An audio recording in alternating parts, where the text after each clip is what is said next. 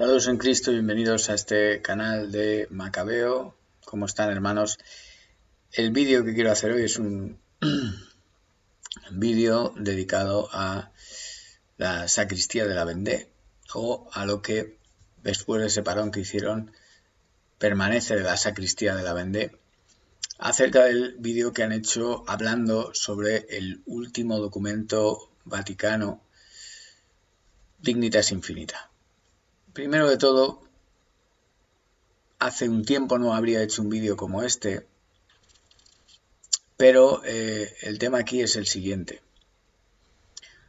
No es bueno mostrar división. No es bueno estar divididos, pero peor todavía es mostrar una división pública. Pero ellos tienen el programa, han hecho un programa y a mí sencillamente me gustaría puntualizar una cosa. ¿Por qué? Porque ellos han utilizado ese programa para dar su opinión.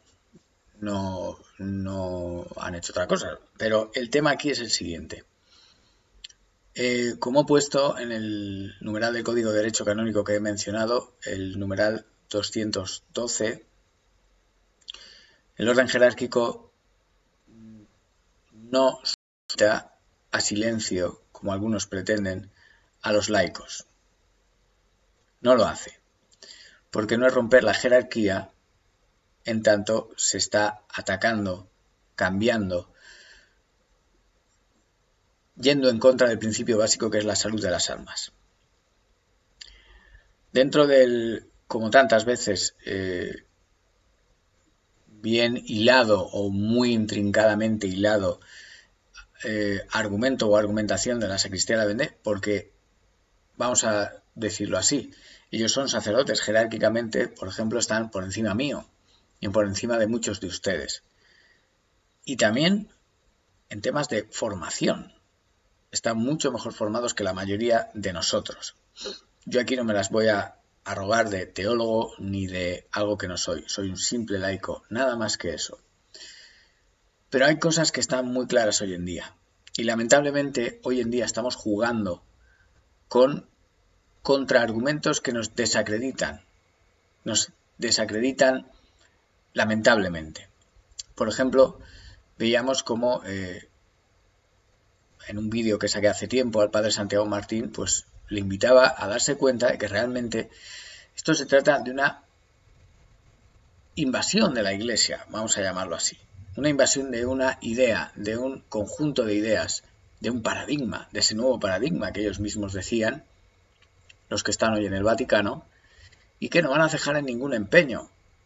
Y este mismo mensaje se lo decía a Santiago Martín, se lo he dicho alguna vez a Monseñor Munilla, en vídeos también, por eso lo digo públicamente, y se lo digo hoy a la sacristía de la Vendée, o al menos a los que han participado del vídeo del otro día. Desconozco si el resto de participantes de la sacristía de la Vendée siguen participando de ese mismo pensamiento o no, y esa es la razón por la que no salen en el programa. No lo sé, lo desconozco.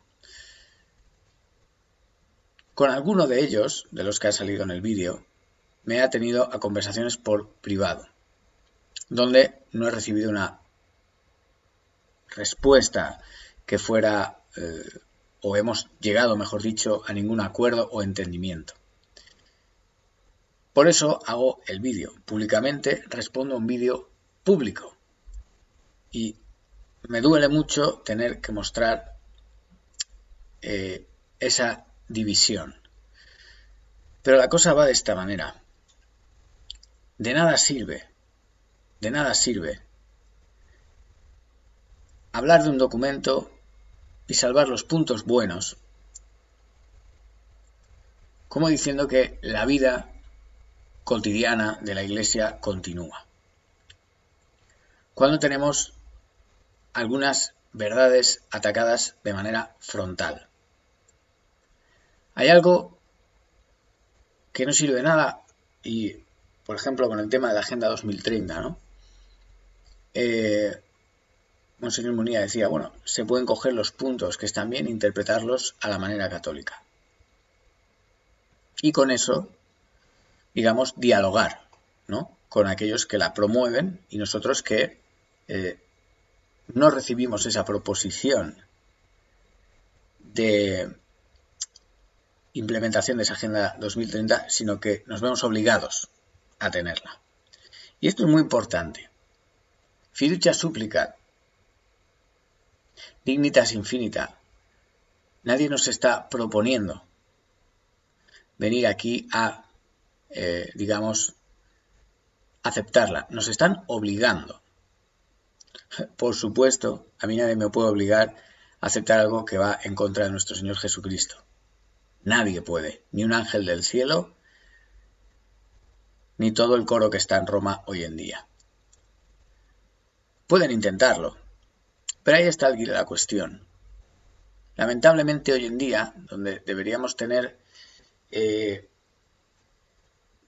esa abertura de miras suficiente para ver lo que ellos mismos nos están diciendo que quieren hacer con nosotros, sin embargo, tengamos que nuestros pastores o son cómplices porque se suben al carro porque tampoco creen en la fe y quieren cambiarla, se suben al carro porque les da igual la fe, ni la creen ni la dejan de creer, pero están allí y necesitan pues seguir en el candelero, o porque saben que está mal y tienen algún tipo de miedo o alguna otra causa e intentan justificar lo injustificable.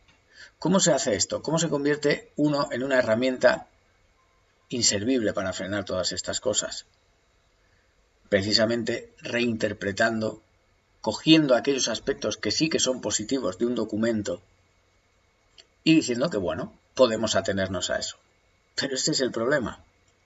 El problema es que los que están fabricando produciendo estos documentos, saben perfectamente que esa es la manera. Esa es la manera de hacer tragar con lo que no se puede hacer tragar. Y ese es el problema.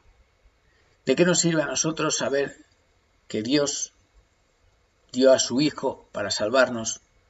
Cosa que ya sabíamos y sabemos, gracias a Dios, desde hace siglos y siglos, y meterla en un documento, en un mismo paquete, con cosas que resulta que no nos habían dicho nunca. Voy a poner un ejemplo para que se entienda mejor. Amoris Laetitia, año 2016. Se da la comunión a los divorciados. No, se da la comunión a los adúlteros. Todos somos pecadores, pero podemos ser pecadores inconscientes por alguna cosa que no nos demos cuenta. O podemos ser pecadores que luchan por dejar ese pecado, saben que está mal, luchan. O podemos ser pecadores, sabemos que somos pecadores y nos da igual, y queremos imponer nuestro pecado. Hay diferencias. Cuando sale el texto Amoris Laetitia, algunos pasamos un proceso de darnos cuenta realmente de qué significaba. Ese proceso fue necesario porque vivíamos en la ignorancia. Yo hasta ese entonces, año 2013 más concretamente, desconocía quién era Jorge Mario Bergoglio. Pero gracias a Dios había conocido parroquias donde la fe ya se estaba perdiendo y todas las cosas que vemos hoy promocionadas desde Roma ya estaban encima de la mesa. Lo que nos habla de que es una situación, una especie de contagio que está en todos sitios. Muchos hicieron interpretaciones, defensas de Amoris Laetitia en continuidad con lo que se venía diciendo. Bien, aquí lo que estamos hablando es de que cada uno vio lo que quiso ver, pero el texto y la intención de aquellos que escribieron el texto era una sola, no un caleidoscopio de opciones que cada uno puede hacer lo que quieran. Ellos tienen un objetivo, no tienen todos los objetivos. Si tenemos a la gente de, no sé, James Martin, por ejemplo, interpretando una cosa, y al padre Santiago Martín queriendo interpretar otra, o a fulano de tal queriendo interpretar otra, aquellos que escribieron ese documento no tenían ese abanico polisémico de interpretaciones, tenían una sola. La interpretación, la única interpretación posible del documento, dicho por sus autores, está en las Actas Apostólicas del Vaticano, y es el documento de la Carta de los Obispos de Buenos Aires, que fue expedido unos meses después de Amoris Laetitia. Es una guía de varios puntos donde los obispos de Buenos Aires hablan de una implementación de Amoris Laetitia, a la cual el Vaticano responde diciendo: es la única interpretación posible. La carta de los obispos y la respuesta del Vaticano fueron subidas por orden del propio Bergoglio a las actas apostólicas y siguen ahí si ustedes quieren consultarlo.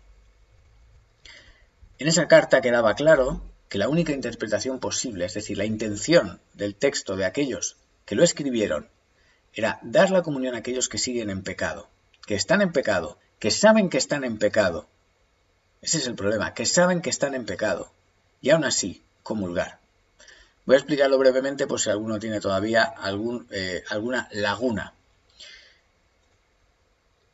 El punto número 5 de Amoris Laetitia, perdón, de la Carta de los Obispos de Buenos Aires sobre Amoris Laetitia, habla de que hay una vía, o digamos que la doctrina de la Iglesia se consuma en una vía última, que es que si hay dos adúlteros conviviendo bajo el mismo techo y tienen hijos en común que materialmente dependen de la estabilidad de ese hogar, para tener una formación o una infancia o un sustento,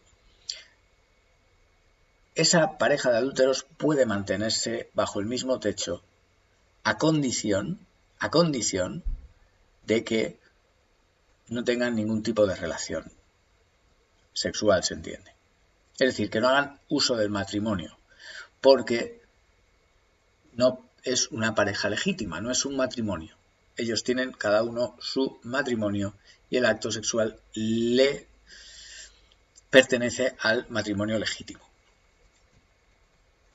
Aún así deben buscar la manera de separarse y si no pueden, en cuanto puedan, hacerlo. Digamos que esa es la pared de piedra, no se puede pasar ahí, es lo último de lo último. Ahora bien, el punto 6 dice: la opción antes mencionada, que es la que dejó clara Juan Pablo II en Familiares Consortio, dice: puede ser, de hecho, no factible. No factible. Y esto viene por el texto de Amoris Laetitia. Cuando un sujeto conoce bien la norma, puede tener algún problema para entender los valores inherentes a la norma. El texto dice que un sujeto, aun sabiendo cuáles son los mandamientos, cuáles son las fallas a los mandamientos y qué es pecado mortal y qué no, aún así puede tener problemas para entender eso y eso le exime de la culpa. Pero el propio texto se contradice, porque díganme ustedes, pueblo llano, que yo soy parte del pueblo llano, si no es una falta de honestidad intelectual, porque cuando uno dice que conoce bien la norma, no tiene ningún problema para poder discernir concretamente qué es lo que Dios le pide, traducido al cristiano, que hay actos intrínsecamente malos en toda circunstancia. Eso es lo que Jorge Mario Bergoglio y Víctor Manuel Fernández, que por lo visto es también uno de los que ha colaborado en el texto de Amoris Laetitia, quisieron desactivar en el año 2016. Y todo alrededor ha seguido esta norma dictada por ellos mismos, que no está en el acervo de la Iglesia Católica. Entonces yo me pregunto, ¿cuál es el propósito de la sacristía de la Vendée?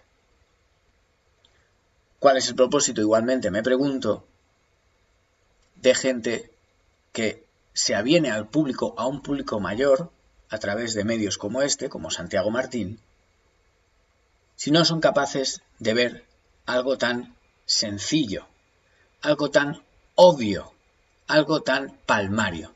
Está dicho por ellos.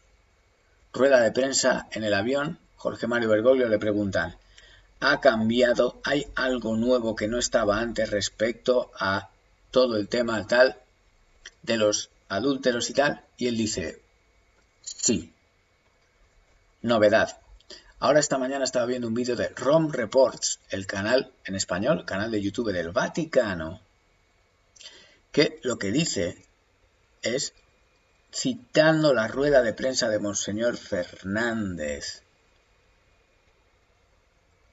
diciendo, no sé si decir Monseñor o sí decir su Señor, porque cuando hay unas personas que están emitiendo documentos cuya aplicación lógica práctica, dicha por sus propias palabras, es enseñar que no hay actos intrínsecamente malos, que todo depende de las circunstancias.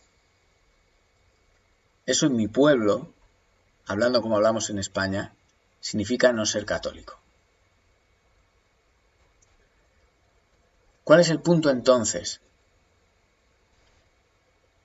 Está la sacristía. Queridos sacerdotes de la sacristía, si me veis, haciendo de la infalibilidad papal una especie de excusamos todo incluso lo inexcusable, cuando la Iglesia ha sido la abanderada de la razón, de la fe y de la razón, recogiendo todo el pensamiento clásico. Puede valerse, honestamente, un católico, y mucho más católicos tan doctos como ustedes, en decir eso y no ser capaces de llamar a las cosas por su nombre? ¿Eso es posible? ¿Es posible o no? ¿O pertenecen al grupo de aquellos que se atreven a criticar hasta cierto nivel y después ya no son capaces de llegar a la cima de la montaña? Bergoglio, Víctor Manuel Fernández son un combo, una dupla, un binomio. Tienen el mismo pensamiento, la misma lógica. Esto está demostrado porque Fernández fue de los que, junto a Bergoglio, escribió Amoris Laetitia. Hay extractos de Amoris Laetitia que están sacados prácticamente iguales de sus libros anteriores. Libros como El arte de besar, Sáname con tu boca. Libros retirados, pero la lógica está ahí, está inmersa. ¿Cómo son ustedes capaces de criticar a Fernández y excusar a Bergoglio cuando siguen los mismos mecanismos, cuando son una sola cosa? De verdad, no entiendo ese malabarismo intelectual para sortear la realidad. No puedo entenderlo. Soy incapaz de entenderlo.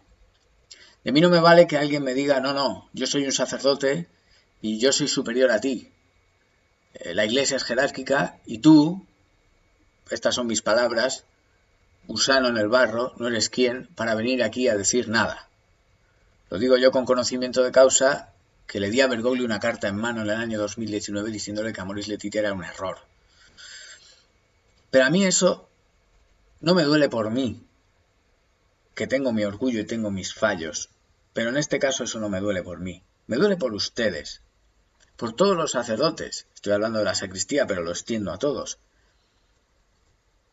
Que desconozco por qué, tal vez por miedo a perder lo que puedan perder.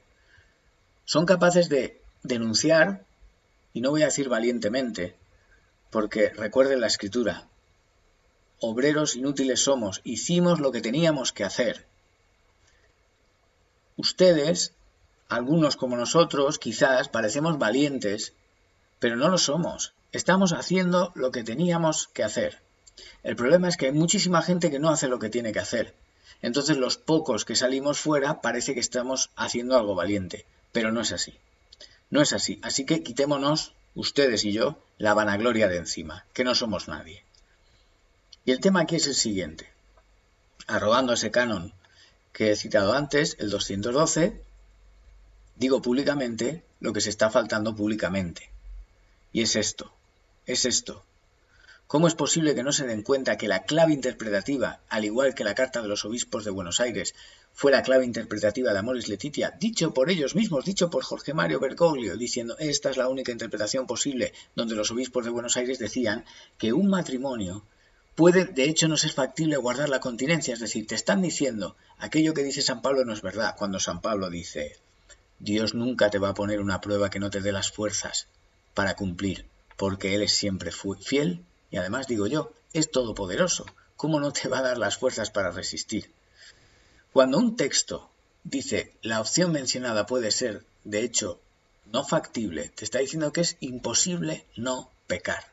No solo eso, el punto número 6 dice, cuando se intenta conseguir la nulidad y no se puede conseguir, es decir, se intenta decir que el primer matrimonio era nulo, pero la Iglesia te dice, no, no es nulo, es un matrimonio real, el punto número 6 de esa carta te dice, aún así se puede ir a la confesión y ¡pum!, comulgar. Pero ahora digo yo, el Código de Derecho Canónico, el Magisterio, la enseñanza de la Iglesia, ¿cuál es? ¿Cuál es la prerrogativa que sabemos que tiene que haber para que una confesión surja efecto?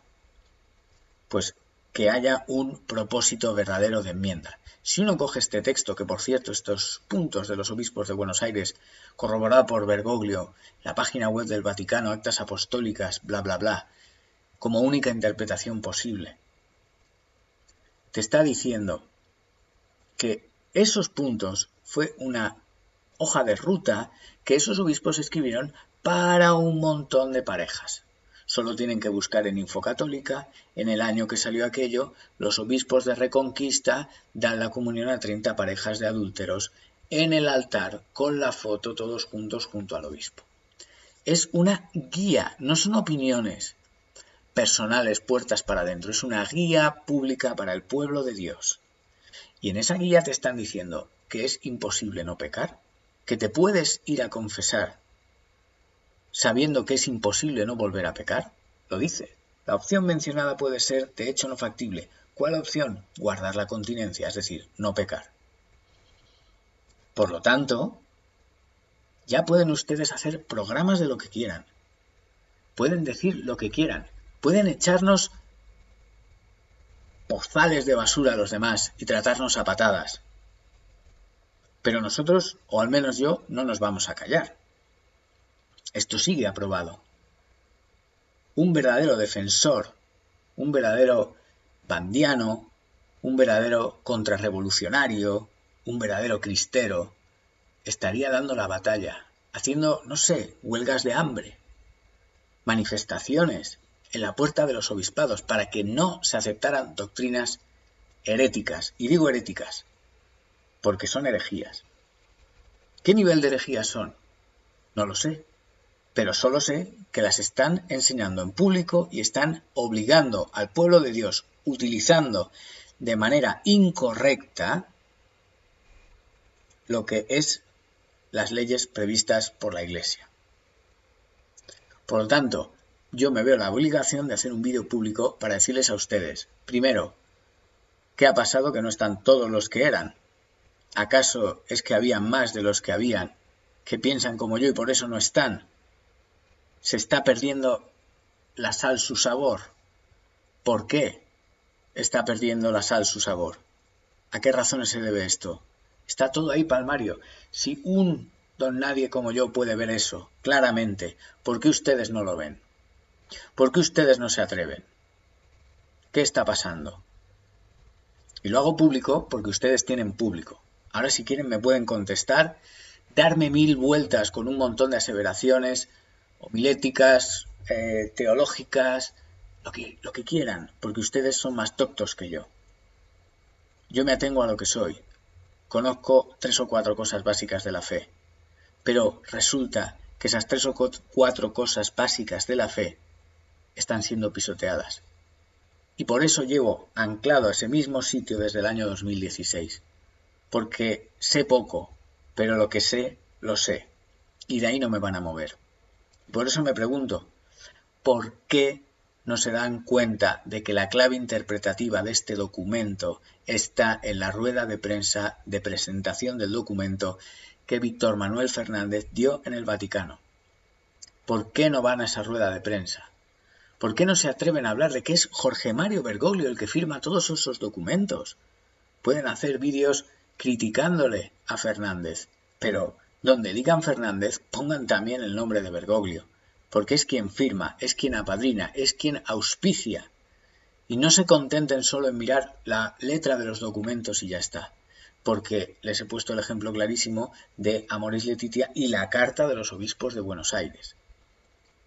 Las claves interpretativas que demuestra la intención de los sujetos que han escrito un documento que está siendo confuso tal vez a propósito, siendo muy benevolentes, añado el tal vez, las dan ellos mismos, en este caso en la rueda de prensa. ¿Qué dijo Víctor Manuel Fernández en la rueda de prensa?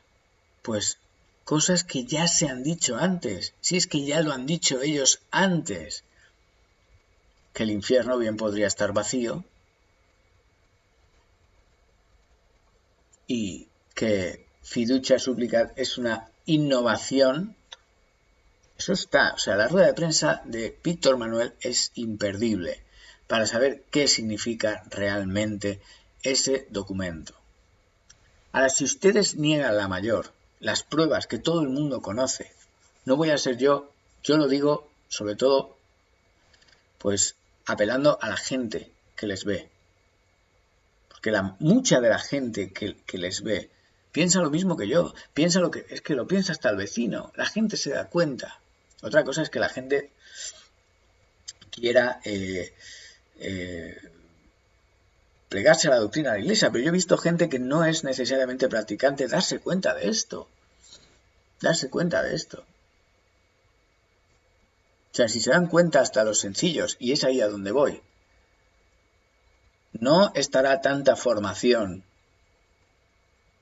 tantos miedos, siendo usados de manera errónea, impidiéndoles ver lo que realmente está pasando. ¿Qué más hace falta que pase?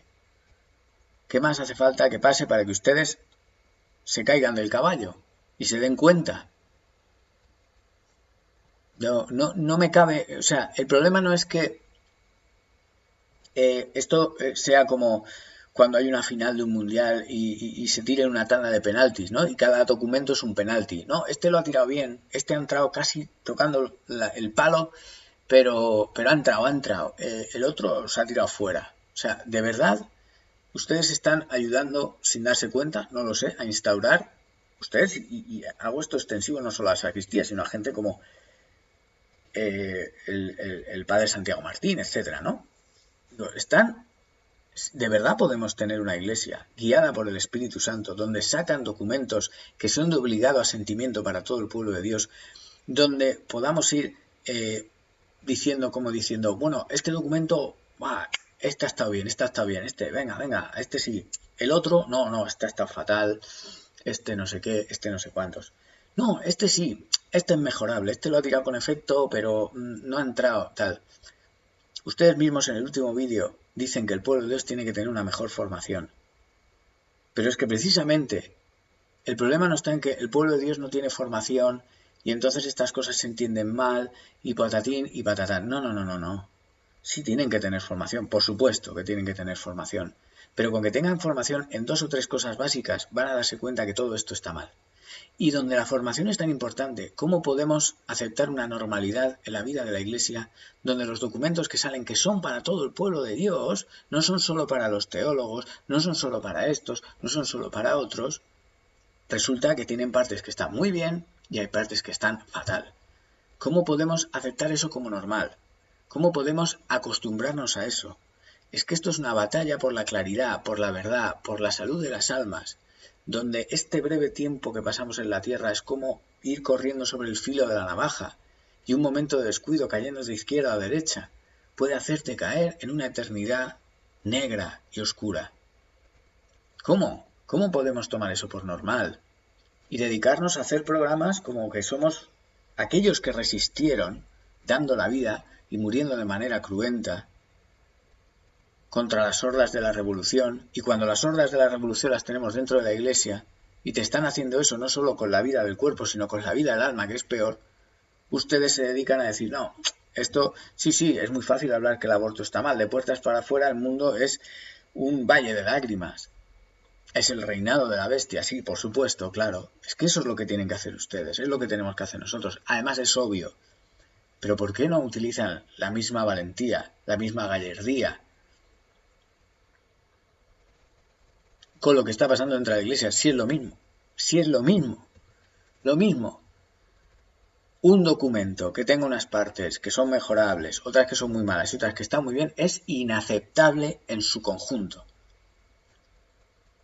Y no se puede aceptar ni un 1%, porque algunos de los paters allí de la sacristía decían en el último programa que la verdad es la verdad, como la carta de la ONU, ¿no? Claro, sí, la verdad es la verdad. La verdad es la verdad, la diga Agamenón o su porquero. Pero si Agamenón nos dice que adoremos otros ídolos, nosotros no podemos ceder. ¿Por qué digo esto? Porque no puede haber una normalidad en la vida de la Iglesia donde se tome en serio lo que significa la Iglesia, en su vida espiritual, dogmática, sacramental, en todas sus esferas, donde pueda haber ese ir y venir de documentos, donde, bueno, el pueblo de Dios lucha contra el mundo y para luchar contra el mundo a veces descubre dónde están las trazas de verdad en el mundo para de ahí tirar y coger y tal. Vale, eso está muy bien, sí, pero dentro de la Iglesia eso es imposible, imposible, imposible. No se puede dar dentro de la Iglesia la misma dinámica que se da de la Iglesia contra el mundo, porque entonces tenemos un problema muy gordo, gordísimo, gordísimo. Y si ustedes creen que eso es normal, entonces yo les digo a ustedes, ustedes son sal que ha perdido su sabor, son lámpara que se ha metido debajo de la mesa cuando llegaba el momento de la verdad. Lo siento mucho, pero es así. Lo mismo que le dije a Santiago Martín, se lo digo yo a ustedes. Ya pueden tener todos los títulos de teología que quieran, saber de historia y de historia de la Iglesia todo lo que quieran, etcétera, etcétera, etcétera. Me parece muy bien. Pero si fallan en esto que es tan básico, están fallando en todo lo demás. Y aunque digan cosas que son verdad, ¿de qué sirve? ¿De qué sirve? ¿De qué sirve si lo crítico, lo nuclear, está fallando y tienen el tiro errado? ¿De qué sirve? Pues para distraerse ustedes mismos y distraerse a los demás. Y mientras tanto, ¿el resultado de esto cuál es? El resultado es que aquellos que quieren avanzar su agenda lo hacen de todas maneras. Lo hacen de todas maneras. Ustedes se han convertido en el coco para medios como Religión Digital, Vida Nueva, etc. Claro que sí, ustedes son malísimos, malísimos. Pero cuando hubo esa polémica, lo que tenían que haber hecho habría sido apretar todavía más. Apretar, convertirse realmente en un problema. Ahora mismo no son un problema, porque ha salido un documento como este y lo que se han limitado a decir, bueno, sí, es mejorable, bueno, ya está, venga, esperamos al siguiente a ver qué pasa. ¿Cómo podemos tener una realidad en la vida de la Iglesia sana que permita que esta ruta ideológica sea aceptada por aquellos que quieren oponerse a ella de esa manera? No sirve para nada, para nada. No sirve para nada. Porque se convierten en meros espectadores. De decir, ah, bueno, sí, bien, esto, lo otro. Ahora bien, ustedes son muy doctos. Ustedes son capaces de coger el documento y decir, bueno, esta parte está bien, es verdad, esta parte está mal, es mentira. Bien, bravo por ustedes. Eso es perfecto, no es malo. El problema es que ustedes, a toda voz disonante con ustedes, que les pide que sean todavía más duros, más críticos, igual que lo son de Iglesia para afuera con el mundo, es que ustedes tienen esa formación, ustedes saben más, pero ¿por qué no defienden a los que saben menos? Es decir, lo que ustedes están haciendo, lo hacen en privado y es maravilloso. Ven un documento y dicen, bueno, sí, vale, esto, no caigo en la trampa, pim, pam, vale. El problema es que esos documentos van hacia todo el pueblo de Dios. Y el problema es que no todo el mundo ve la sacristía de la Vende. Si ustedes tienen muchísimas visitas, eso está bien, pero el pueblo de Dios es mucho más grande, son miles de millones de personas. Para que moralmente, tomísticamente, la labor que ustedes están haciendo fuera de la mayor contención posible ante el error, tendrían que tener el mismo número de visitas que fieles hay en el pueblo de Dios. Pero no sucede así. No sucede así. ¿Y cuál es el problema con eso? El problema con eso es que le están dando al pueblo de Dios el punto de vista y llamándoles a actuar de la misma manera que alguien que es muy docto. Pero ¿cuál es el problema en esto? Para el pueblo está bien porque comparten su conocimiento. El problema es que las autoridades que están llevando a cabo esto, lo cual es inaceptable, a ustedes no les ven como un problema. ¿Por qué? Porque dicen, me pueden despistar a 30.000, pero el resto son míos. Ese es el problema. Ese es el problema. Es como Saúl y David. Saúl mató a 1.000, pero David mató a 10.000. ¿Vale? Entonces, ¿a dónde se va a llegar con esto? Que los sacerdotes y los obispos tendríais que estar liderando realmente esa contrarrevolución, pero no diciendo, sí, podemos tener en la vida de la iglesia pues este tipo de cosas, ¿no? Joder, es que hasta los protestantes dicen cosas que son verdad, que son católicas, de vez en cuando. Pero eso no les hace católicos. Entonces, ¿cómo podemos tener una normalidad en la vida de la iglesia donde tenemos una Roma que expide documentos y de vez en cuando dice cosas que son católicas? De vez en cuando.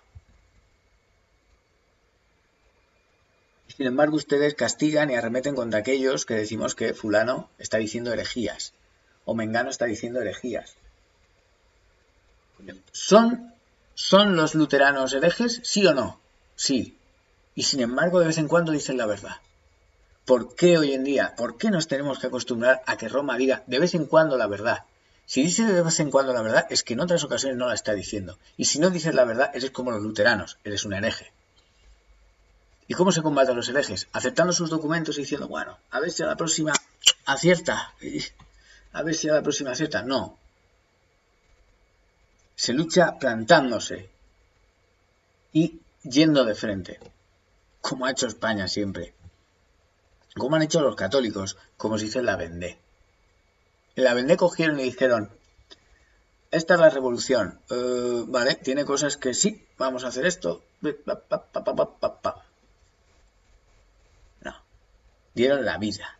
Dieron la vida. No les amenazó un cura o un obispo, perdón, diciendo, no, es que como vuelvan a decir algo así, entonces que... O sea, esto realmente es un juego o esto es de verdad.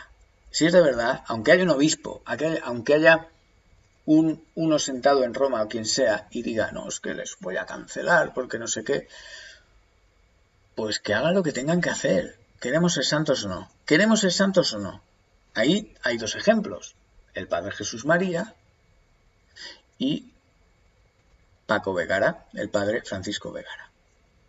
Sacerdotes que no necesariamente piensan exactamente igual, pero que se han atrevido a llamar las cosas por su nombre. Herejías. Resultado, cancelados. Y aquí están ustedes diciendo, pero no atinando, no acabando de decir, no rematando. Entonces, ¿qué?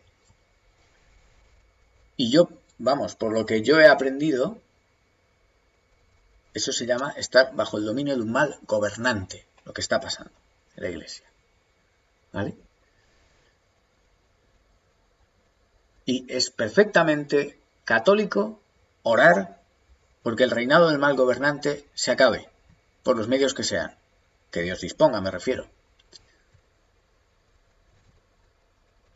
Así que, bueno, esto es lo que yo quería decir porque he visto el último programa y bueno, sí, claro, sí, el documento tiene cosas que son salvables, pero el problema es que utiliza esas cosas que son salvables para agarrar a un montón de gente y instaurar en ellos conceptos que no son buenos.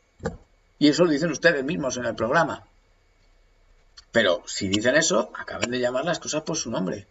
Y no lo hagan todo más soft, como se dice ahora, más suave, diciendo, bueno, pues, este documento está mal, ya vendrá otro mejor. ¿No? ¿O qué? No sé, yo no entiendo cómo puede haber una aceptación de la vida eclesial del pueblo de Dios normalizada, pues aceptando los documentos de Roma a trancas y barrancas, diciendo, bueno, pues esto es malo, esto es bueno, ya se mejorará. Bueno, a ver, Monseñor Munilla tiene razón con la Agenda 2030. Hay cosas que son buenas. Pero cuando nosotros la aceptemos, no nos van a decir, oye, oiga, ¿usted por qué no, yo qué sé, apoya el aborto y todo eso? No, es que soy católico, entonces pues cojo estos ODS que sí que me valen y los otros no. A los que han inventado la Agenda 2030 le va a decir ¿usted a dónde va? Venga, a callar, a pagar impuestos para pagar el ideario político y a callar la boca, y a callar la boca. Entonces, bueno, si lo hacen por estrategia, si lo hacen por miedo, por lo menos no martiricen o crucifiquen a aquellos que les pedimos que hablen las cosas claras, soporten este flagelo, porque nosotros sí que las estamos diciendo y ya nos llueve lo nuestro, pero lo siento, pero no acaban ustedes de decirlas, por propia coherencia. Por propia coherencia. Lo repito, a los 3 sacerdotes que hicieron el último vídeo. ¿Creen ustedes que se puede tener una normalidad eclesial, que es sano para la vida de la Iglesia instaurar la idea de que podemos vivir en una normalidad donde de Roma salen documentos que tienen partes buenas y partes horrendas? ¿Creen ustedes que eso es aceptable, bueno y sano para el pueblo de Dios? Yo creo que no, y por eso hago estos vídeos en virtud del canon 212, donde habla que los fieles tienen el derecho y a veces el deber de hacer saber todas estas cosas. Y lo hago de manera pública, como decía San Ignacio. Se puede hablar de lo que hace otro si es para evitar que un pecado siga arrastrándose, extendiéndose. Si tenemos una ideología que no es católica en los documentos de Roma desde los últimos 11 años, perdonen que les diga, pero yo tengo el deber de hablar en público. Me van a cancelar, me van a hacer lo que quieran, pero un día me moriré. Y cuando me muera, no quiero que el Señor me diga aquello de Ezequiel que dice, el que peca se condena por su pecado, pero si tú no le avisas, eres cómplice de su sangre. Yo no puedo callar. Debería estar todo el mundo hablando, pero la mayoría de gente se calla, incluido el público. Bueno, pero se están atacando cosas tan básicas que aunque sepan poco, la gente se da cuenta. La gente se da cuenta. Pregúntenle a todos aquellos que han estado en un matrimonio, su cónyuge ha decidido irse, se ha juntado con otro y en la iglesia le han dicho, bien, bien, bien, carta a los obispos de Buenos Aires, Amoris Letitia, fotito con el obispo en el altar. ¿Y ese cónyuge? ¿Le invitaron a ese acto? Como diciendo, venga, no pasa nada. ¿Qué pasó ahí? Pregúntele a esa gente. Esa gente está en la sombra. Esa gente está dolida. Quizás sean muy pocos. ¿Vale la pena hablar de ellos? Obviamente para alguien que no tiene amor por las almas no. Pues yo salgo a hablar por ellos. Porque en ellos está Cristo.